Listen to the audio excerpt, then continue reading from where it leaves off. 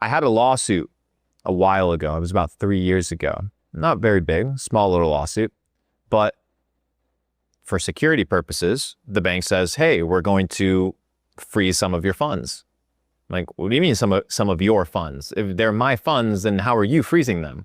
I'm like, oh, well, it's the policy. They couldn't do that if I had my own ledger with my own Bitcoin.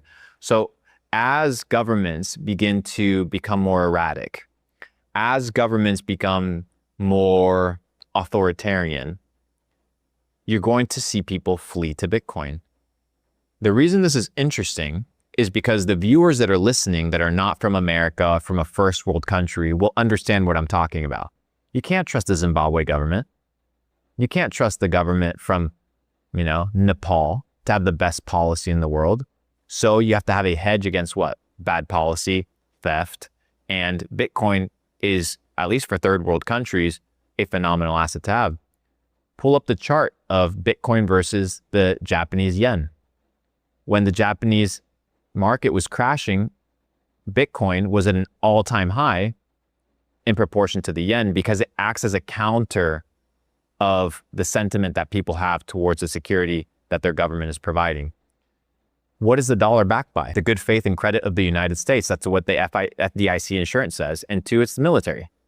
So if you can't trust the FDIC, right? If your money isn't insured, if the banks can just take it, and if the US no longer is the superpower of the world, then the dollar weakens. That's why Bitcoin is this safe haven that people are running to. For first world countries where people have Venmo and PayPal and Cash App and it's easy to send money and, I can send you $100,000 in a wire and it might take 2-3 days. It might be inconvenient, but the money will land. The money will stay in your bank account. It may not feel like what I'm saying is legitimate, but if you come from a third world country where you don't know if the bank that you're operating under is a Ponzi scheme, if you're in the Ukraine and they don't let you pull more than $200 cash when a war starts, or they say, hey, you can't move $100,000 of gold because we think that is money laundering. All you have to do is buy Bitcoin and you can move it from any place around the world with full self-custody. And that's the beauty of Bitcoin.